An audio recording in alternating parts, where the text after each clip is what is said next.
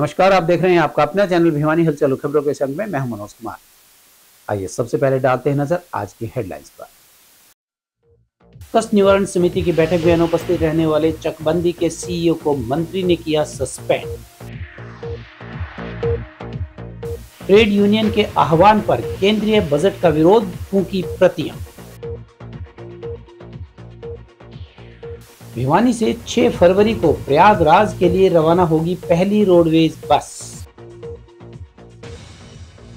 हैदराबाद के इंटरनेशनल मैदान में होंगे दिव्यांग खिलाड़ियों के इंटर जोनल T20 मुकाबले। बंदरों के भय के कारण परेशान हैं बाबा नगर के निवासी। और अब खबरें विस्तार से। हरियाणा के शिक्षा मंत्री महिपाल ढांडा ने भिवानी के जिला कष्ट निवारण समिति की बैठक में चकबंदी के एसीओ वीर भान को अनुपस्थित रहने पर सस्पेंड किया है। उन्होंने 16 परिवार सुने, जिनमें से 11 का मौके पर निपटान किया गया और 5 मामले पेंडिंग रहे। शिक्षा मंत्री ने बजट पर चर्चा करते हुए कहा कि हरियाणा का बजट किसान, व्यापारी, आमजन व शिक्षा सभी पक्षों का ध्यान कर जनता के हित में होगा। जिला कष्ट निवारण समिति की बैठक के बाद पत्रकारों से बातचीत करते हुए शिक्षा मंत्री महिपाल ढांडा ने कहा कि नई शिक्षा नीति लागू करने वाला हरियाणा देश का पहला राज्य है।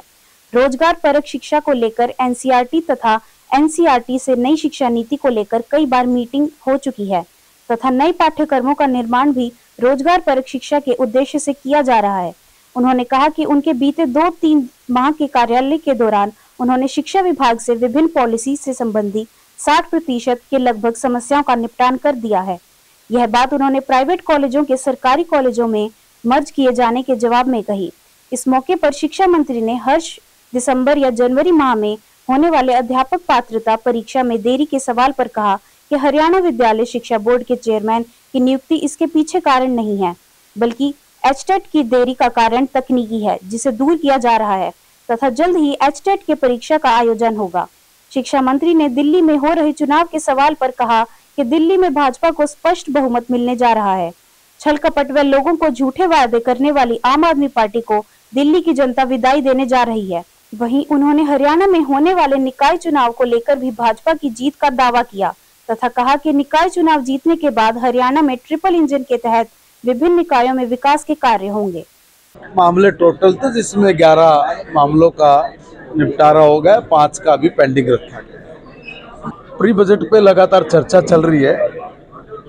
माननीय मुख्यमंत्री हर वर्ग के लोगों से बातचीत कर रहे हैं और बातचीत यही है कि भाई किसान की क्या एजुकेशन के क्षेत्र में जो हम लोग शिक्षाविदों से जानकारी ले रहे हैं कि उनको किस चीज़ की जरूरत है। ऐसे ही हर डिपार्टमेंट के और हर वर्ग के, चाहे उसमें व्यापारी है, चाहे उसमें उद्योगपति है, चाहे उसमें चैम्बर ऑफ कॉमर्स के लोग हैं, ये अलग अलग जो कैटेगरीज के लोग हैं, उन सब से चर्चा करके हम लोग इस बजट का निर्माण करने वाले हैं।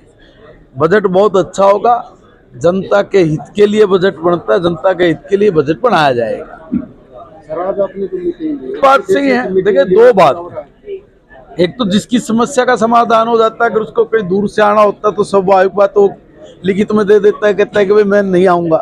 एक तो ये बात होती है। दूसरा, फिर भी जो आप संशय शंका कर रहे हैं, उस संशय शंका के लिए भी मैंने 2 लोगों की ड्यूटी लगाई है, जो हमारे ग्रीवेंसेस कमेटी के लोग हैं, को उनसे पता करके बताएंगे कि उनके पास प्रॉपर मैसेज सूचना है कि नहीं है। चेयरमैन के पद की अपने एसीएस को उसकी जिम्मेवारी दी हुई है, उसकी वजह से नहीं रुक रहा होता है। एक भाई कोई एस्टेट खाली एक बार उसकी नियुक्ति नहीं है तो इसलिए ये सारी चीज़ें हो रही हैं, ऐसा नहीं है। अभी उसमें कुछ टेक्निकल बातें थी, हम लोग उसको कर रहे हैं और बहुत जल्दी ये जो समस्या है उसका भी हम लोग निराकरण कर रहे हैं। वो कई तरह के कारण बनते हैं, उसकी वजह से होता है। अभी हम लोगों ने उस पर कहा है कि इसको जितना जल्दी हो सके उतना जल्दी मामले को सॉर्ट आउट कर रहे हैं। अलग तरह ये अलग अलग पॉलिसीज है, पॉलिसीज मैटर है। पॉलिसीज मैटर को सॉर्ट आउट करने में थोड़ा बहुत समय लगता है और हम लोग पहले भी जो आई है मेरे पास समस्या, संज्ञान में आने के बाद मुझे 2-3 महीने हुए, 2-3 महीने में हमने 60% से भी ज़्यादा प्रॉब्लम्स को सॉर्ट आउट कर दिया है। कुछ बचती हैं, ठीक है, समय समय पे उनको भी सबका निस्तारण करेंगे। इससे लोग बिल्कुल अब पूरी तरह से, जैसे पहले अनभिज्ञ थे अब उतने जानकार हो गए। उन लोगों ने ये तय कर लिया कि देखो भाई, जिस तरह से झूठ बोल के ना बिजली की अंडरग्राउंड बना दूंगा मैं, दिल्ली में पेरिस बना दूंगा, पता नहीं किस तरह की बातों का जब आदमी उपयोग करता है, और जब वो सब काम नहीं हो पाते तो लोगों की हताशा साफ तौर पे दिखाई दी, और मन बना लिया कि रोड नहीं है, सड़कें नहीं है, सिक्योरिटी नहीं लूँगा, घर में नहीं रहूँगा, पता नहीं कितनी तरह के लोगों के सामने झूठ फ्रॉड बोले गए, और वो सारे के सारे लोगों के सामने आए। लोगों ने मन बना लिया कि भाई ऐसे दुर्त आदमी को हमने नहीं रखना, जिसकी वजह से दिल्ली बहुत पिछड़ गई है। केंद्रीय ट्रेड यूनियन की ओर से केंद्रीय बजट के विरोध स्वरूप बजट की प्रतियां फूंकी गई। इस अवसर पर AIUTUC के राज्य उपाध्यक्ष रामफल, जिला अध्यक्ष धर्मवीर सिंह, जिला सचिव राजकुमार बासिया और ऑल इंडिया किसान खेत मजदूर संगठन के जिला प्रधान रोहतास सैनी ने कहा कि बजट केवल कॉरपोरेट जगत के हक में है।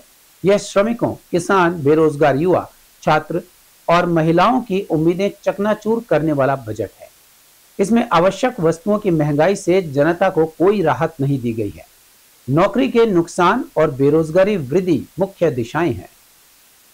निजीकरण की पॉलिसी की निरंतरता से अनियंत्रित मुद्रास्फीति के परिणाम स्वरूप आवश्यक वस्तुओं की कीमतें और बढ़ेंगी। उन्होंने कहा कि बीमा क्षेत्र में 100% विदेशी निवेश की घोषणा न केवल हमारे आम लोगों और किसानों के लिए बल्कि देश की अर्थव्यवस्था के लिए भी हानिकारक होंगी। बजट एक परंपरागत झांसा है। सरकार का ट्रैक रिकॉर्ड योजनाओं की घोषणा करना है। यह बजट अनौपचारिक अर्थव्यवस्था, श्रमिकों, बेरोजगार युवाओं, गरीब और सीमांत किसानों के लिए एक और झटका है जिन्हें नजरअंदाज किया गया है। बजट में शिक्षा के लिए अधिक आवश्यक आवंटन के लिए हमारे लोगों की जरूरतों के साथ न्याय नहीं करता है। मध्यम वर्ग के लिए टैक्स स्लैब में वृद्धि, विशेष रूप से दिल्ली में विधानसभा चुनावों में वोटों और बिहार में आने वाले चुनाव में वोट देने के लिए एक प्रचार है। आज हमने ये जो बजट सरकार ने पेश किया है, ये जन विरोधी बजट है। इस बजट में देश के किसानों को, मजदूरों को, स्कीम वर्करों को, पूरे देश की जनता को कुछ भी नहीं दिया है। ये पीछे की जो जितने बजट पेश करे उसी तर्ज के ऊपर ये भी एक परंपरा निभाई है सरकार ने। और इस बजट को लेके ना हमारे जितने जन संगठन है कि ऑल इंडिया किसान खेत मजदूर संगठन, ऑल इंडिया UTUC, भवन निर्माण, स्कीम वर्कर, महिलाएं सभी आज पूरे देश में इस बजट की प्रतियां फूंक रही है और हम इस बजट का विरोध करते हैं। UTUC के स्टेट कमेटी मेंबर और उपाध्यक्ष, आज हमने केंद्रीय बजट का विरोध स्वरूप ये कार्यक्रम किया है। ये बजट जो हर साल की तरह जनता के साथ एक बहुत बड़ा झांसा है, जिसमें लोक लुभावनी भाषा, बयानबाजी और बड़े बड़े बातें की गई है, लेकिन असल में मजदूरों के लिए, किसानों के लिए, आम जनता के लिए कोई राहत इस बजट में नहीं दी गई है। मिडिल क्लास को राहत देने जो इनकम टैक्स के जरिए वो है कि जो उपभोक्ता सामग्री है वो बिक नहीं रही, उसके लिए कुछ उनका जो गुस्सा है मिडिल क्लास का, उसको निकालने के लिए इसमें वो कुछ दिखावा किया गया है। प्रयागराज में चल रहे महाकुंभ में श्रद्धालुओं को दर्शन करवाने के लिए प्रदेश के परिवहन मंत्री अनिल विज ने प्रदेश के विभिन्न जिला मुख्यालयों से रोडवेज बसें चलाए जाने के निर्देश दिए हैं। इन बसों का संचालन 26 फरवरी तक रोजाना किया जाएगा। इसी कड़ी में भिवानी बस स्टैंड से पहली बस 6 फरवरी को दोपहर 1:30 बजे रवाना होगी। इस बारे में रोडवेज के GM दीपक कुंडू ने कहा कि 6 फरवरी को पहली बस भिवानी से चलकर वाया गुरुग्राम, पलवल, मथुरा, आगरा होती हुई प्रयागराज पहुंचेगी। परिवहन मंत्री अनिल विज के निर्देशानुसार प्रदेश के जिला मुख्यालयों से प्रयागराज के लिए रोडवेज बसें चलाई जा रही हैं। रोडवेज GM दीपक कुंडू ने बताया कि भिवानी बस स्टैंड से 6 फरवरी को पहली बस दोपहर 1:30 बजे रवाना होगी और 26 फरवरी तक सुचारू रूप से संचालित होंगी। कुंडू ने बताया कि यह बस भिवानी से चलकर वाया गुरुग्राम, पलवल, मथुरा, आगरा होती हुई प्रयागराज पहुंचेंगी। उन्होंने बताया कि अगले दिन 3:30 बजे प्रयागराज से चलेगी, जो कि 9:30 बजे भिवानी डिपो में पहुंचेंगी। उन्होंने बताया कि इस बात का तरफ का किराया 1115 रुपए निर्धारित किया गया है। उन्होंने बताया कि प्रयागराज होने वाली बस में 2 ड्राइवर व 1 कंडक्टर की ड्यूटी लगाई गई है, क्योंकि यह रास्ता लंबा है। उन्होंने बताया कि रास्ते में ड्राइवर, कंडक्टर व यात्रियों के जलपान के लिए भी कुछ समय के लिए बस का ठहराव भी किया जाएगा। माननीय परिवहन मंत्री अनिल विज के दिशा निर्देशानुसार कल भिवानी डिपो से एक बस प्रयागराज के लिए हम स्टार्ट करने जा रहे हैं। बस की टाइमिंग दोपहर के 1:30 बजे रहेगी, जो अपने भिवानी से चलकर वाया गुड़गांव, पलवल, मथुरा, आगरा और कानपुर से होती हुई प्रयागराज पहुंचेगी। और नेक्स्ट डे जो बस की चलने की टाइमिंग रहेगी वो 3:30 बजे रहेगी प्रयागराज से चलने के लिए। उसके बाद वह बस 9:30 बजे अपने भिवानी डिपो में आएगी। इसके अतिरिक्त रूटीन बेसिस पे हम जब तक अपना महाकुंभ स्टार्ट रहेगा 26 जनवरी तक हम डेली बेसिस के ऊपर बसें चलाएंगे। और इसके लिए एक तरफे का किराया 1115 रुपये रहेगा। और हमने माननीय विधायक जी से निवेदन किया कि वो कल यहाँ पर आकर बस को हरी झंडी दिखाएं और यात्रियों को महाकुंभ के पवित्र स्नान के लिए रवाना करें। हम 2 ड्राइवर भेज रहे हैं और 1 कंडक्टर रहेगा, क्योंकि काफ़ी लंबा रास्ता है। तो ड्राइवर को, क्योंकि नाइट में गाड़ी चलेगी तो किसी प्रकार का कोई समस्या ना, इसलिए हम 2 ड्राइवर को इसके लिए भेज रहे हैं। PCCAI के राष्ट्रीय अध्यक्ष सुरेंद्र लोहिया ने कहा कि हैदराबाद में पहला inter zonal disability cricket tournament Hyderabad cricket association व PCCAI द्वारा करवाया जा रहा है, जिसमें भारत के सभी राज्यों के खिलाड़ियों को शामिल कर 5 टीम दक्षिण क्षेत्र, उत्तर क्षेत्र, पश्चिम क्षेत्र, पूर्वी क्षेत्र और मध्य क्षेत्र के नाम से जानी जाएंगी। लोहिया ने कहा कि इस T20 मुकाबले में फिल्म सिटी से जुड़े हुए अभिनेता एवं भारत की नेशनल टीम के खिलाड़ी भी दिव्यांग खिलाड़ियों को प्रोत्साहित करने के लिए आगे आ रहे हैं। सुरेंद्र लोहिया ने बताया कि हैदराबाद में पहला inter zonal disability cricket tournament Hyderabad cricket association व PCCAI द्वारा करवाया जा रहा है, जिससे भारत के सभी राज्यों के खिलाड़ियों को शामिल कर 5 टीम बनाई गई हैं। ये 5 टीम दक्षिण क्षेत्र, उत्तर क्षेत्र, पश्चिम क्षेत्र, पूर्वी क्षेत्र व मध्यम क्षेत्र के नाम से जानी जाएंगी। अध्यक्ष ने कहा कि दिव्यांग खिलाड़ियों को प्रोत्साहित करने के लिए United states disability cricket association व कनाडा एसोसिएशन भी मुख्य सलाहकार सुरेंद्र अग्रवाल के मार्गदर्शन में सपोर्ट के लिए आगे आई हैं। यह हमारे लिए बड़े गर्व की बात है। PCCAI अध्यक्ष सुरेंद्र लोहिया ने कहा कि 10 फरवरी से लेकर 14 फरवरी तक हैदराबाद के राजीव गांधी स्टेडियम एवं जिम खाना स्टेडियम के क्रिकेट मैदान में T20 मुकाबले होंगे। सुरेंद्र लोहिया ने कहा कि आने वाले समय में IPL तर्ज पर दिसंबर माह में बड़े टूर्नामेंट होंगे। इसके लिए हैदराबाद में एक विशेष बैठक के बुलाई गई है। उन्होंने कहा कि आने वाले समय में हर स्टेट के संगठन को मजबूत किया जाएगा। हैदराबाद में 10 फरवरी से 14 फरवरी तक दिव्यांग क्रिकेट के जोनल मैच हो रहे हैं, जिसमें 5 टीमें उत्तर क्षेत्र, दक्षिण क्षेत्र, पश्चिम क्षेत्र, पूर्व क्षेत्र और नॉर्थ जोन, ये सभी 5 जोन की टीम पहली बार ये टूर्नामेंट होने जा रहा है, जो कि हैदराबाद क्रिकेट एसोसिएशन के द्वारा किया जा रहा है।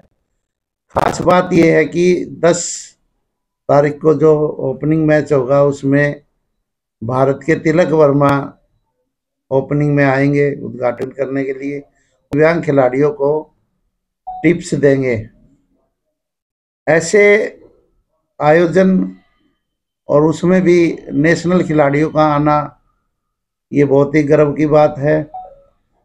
जो हैदराबाद क्रिकेट एसोसिएशन के साथ साथ जो अमेरिका की दिव्यांग क्रिकेट बॉडी है उन्होंने भी और कनाडा की दिव्यांग क्रिकेट बॉडी ने भी हमें सपोर्ट किया है। आगे बढ़ाने में जो सभी संस्थाएं, सभी एसोसिएशंस आगे आ रही हैं, उनका बहुत बहुत आभार है। हमें समझने की जरूरत है, समाज का सभी हिस्सा है और ऐसे में दिव्यांग जनों को आगे लेकर आना, उनको अलग रोजगार के मुहैया उपलब्ध कराना, क्रिकेट और इन सब के क्षेत्रों में उनका विकास करना, ये हम सबका उद्देश्य है। और ऐसे में बीसीसीआई की तरफ से भी सपोर्ट मिल रहा है। अभी हैदराबाद में जो हमारी सभी बिजनेस से भी ये अपील है, जिस प्रकार से वो बाकी खेलों को प्रोत्साहित करते हैं, स्पॉन्सर करते हैं, सभी समाज के और व्यापारीगण आगे आएं और इनको भी सपोर्ट करें, क्योंकि ये भी हमारे समाज का एक महत्वपूर्ण हिस्सा। भिवानी शहर में इन दिनों बंदरों का आतंक बना हुआ है। लोग बंदरों के आतंक से इतने परेशान और भयभीत हैं कि वे अपने घरों की ही छत पर जाने से डर रहे हैं। इसी समस्या से जूझ रहे हैं बाबानगर के दृष्टिबाधित स्कूल के बच्चे। इस बारे में संचालक लालचंद यादव ने बताया कि दृष्टिबाधित स्कूल के दानी सज्जनों का आवागमन रहता है और वे जो भी फल फ्रूट बच्चों के लिए लाते हैं उन पर बंदर टूट पड़ते हैं, जिसके चलते यहाँ पर डर का माहौल बन गया है। उन्होंने प्रशासन से इस समस्या से निजात दिलाने की गुहार लगाई है। भिवानी के लोग पिछले लंबे समय से बंदरों के आतंक से परेशान और भयभीत हैं। ऐसा ही डर का माहौल इन दिनों भिवानी के बाबानगर में बना हुआ है, जहां बंदरों के आतंक से लोग खासे परेशान हैं तथा प्रशासन से इस समय से निजात दिलाए जाने की गुहार लगा रहे हैं। यही नहीं, बाबानगर में दृष्टिबाधित बच्चों का एक स्कूल भी है। बंदरों का आतंक दृष्टिबाधित बच्चों के लिए और भी परेशानी का सबब बना हुआ है। संचालक लालचंद यादव ने बताया कि बीते दिनों एक छोटी बच्ची पर भी बंदर ने हमला कर दिया था। ऐसे में वे प्रशासन से मांग करते हैं कि बंदरों के आतंक से उन्हें निजात दिलाई जाए ताकि उनके दृष्टिबाधित बच्चे सुरक्षित रह पाएं।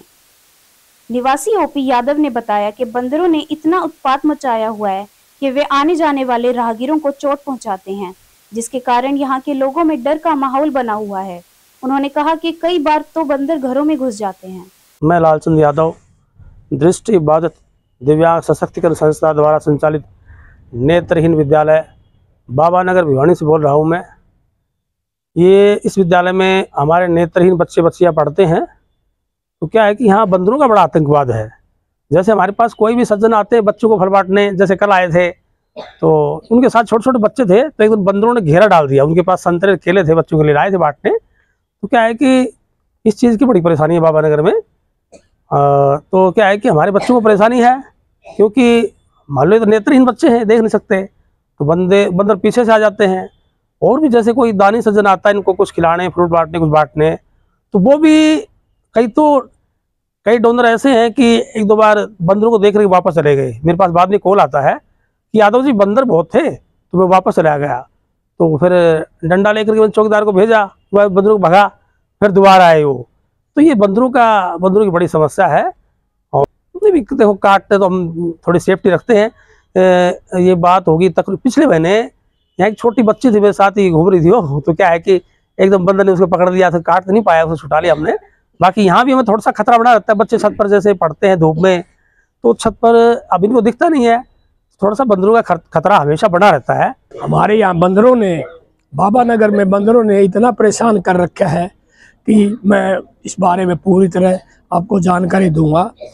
ये बाबानगर में दो तीन गलियां निकलती हैं, जिसमें आदमियों का आना जाना ही बहुत रहता है, जिसके कारण वो कई लोगों को काटने की कोशिश करते हैं। और इससे जो हमारे 2-3 दुकानें हैं उनको भी काम पे असर पड़ा है। इसके सिवाय बंदरों ने कि जैसे हमने गमले लगा रखे हैं मकानों में, हम ऊपर चढ़ नहीं सकते, तो इनसे बहुत परेशान हैं। तो मैं डिस्ट्रिक्ट अथॉरिटी से यही अनुरोध करूँगा कि इसके बारे में जल्दी। और अब चलते चलते हरियाणा सरकार में परिवहन मंत्री अनिल विज आजकल मुख्यमंत्री नायब सिंह सैनी से खफा चल रहे हैं। बीते दिनों उन्होंने एक ट्वीट कर दिया जिससे बवाल मच गया। इस ट्वीट में इस्तेमाल किए गए वीडियो पर 3 बार लिखा था गद्दार गद्दार गद्दार। अनिल विज ने लिखा कि सीएम सैनी के दोस्त के साथ जो कार्यकर्ता नजर आ रहे हैं वही लोग बीजेपी विरोधी उम्मीदवार चित्रा सरवारा के साथ भी दिख रहे हैं। इन सब में एक नाम निकल कर आया है आशीष तायल का। अनिल विज ने एक्स पर कुछ तस्वीरें साझा की जिसमें उन्होंने दावा किया कि मुख्यमंत्री सैनी के एक दोस्त के साथ देखे गए कार्यकर्ताओं को एक निर्दलीय उम्मीदवार के साथ भी देखा गया जिसे उन्होंने विधानसभा चुनाव में हराया था। परिवहन मंत्री विज ने दावा किया था कि पिछले अक्टूबर में उन्हें अंबाला कैंट सीट से चुनाव हराने के लिए साजिश रची गई थी। प्रश्न उठता है भाजपा उम्मीदवार की मुखालफत किसने करवाई? अनिल विज ने 31 जनवरी को दावा किया कि सार्वजनिक रूप से मामला उठाने के बावजूद उनके विरोधियों के खिलाफ कोई कार्यवाही नहीं की गई, लेकिन 100 दिन के बाद भी कुछ नहीं किया गया। विज ने दावा किया कि यह एक बहुत ही गंभीर मामला है। ऐसा इसलिए क्योंकि हमारे मुख्यमंत्री उड़न खटोला से नहीं उतरते हैं। जिस दिन से उन्होंने पदभार संभाला है वह उड़न खटोला पर सवार हैं। अगर वह नीचे उतरेंगे तो लोगों की पीड़ा देख पाएंगे। यह सिर्फ मेरी आवाज नहीं है बल्कि सभी विधायकों और मंत्रियों की आवाज है। जब विज हरियाणा के गृह मंत्री थे तब उनका अक्सर मनोहर लाल खट्टर से मतभेद रहता था। मार्च 2024 में जब पार्टी ने खट्टर को मुख्यमंत्री के रूप में हटाकर सैनी को लाने का फैसला किया तो विज ने उनसे परामर्श नहीं करने के लिए बीजेपी पर असंतोष व्यक्त किया था। और अब जाने से पहले एक नजर आज की हेडलाइंस पर। कष्ट निवारण समिति की बैठक में अनुपस्थित रहने वाले चकबंदी के सीईओ को मंत्री ने किया सस्पेंड। ट्रेड यूनियन के आह्वान पर केंद्रीय बजट का विरोध, फूंकी प्रतियां। भिवानी से 6 फरवरी को प्रयागराज के लिए रवाना होगी पहली रोडवेज बस। हैदराबाद के इंटरनेशनल मैदान में होंगे दिव्यांग खिलाड़ियों के इंटर जोनल T20 मुकाबले। बंदरों के भय के कारण परेशान हैं बाबा नगर के निवासी। हमारे इस अंक में बस इतना ही। अगले अंक के लिए देखते रहिएगा आपका अपना चैनल भिवानी हलचल।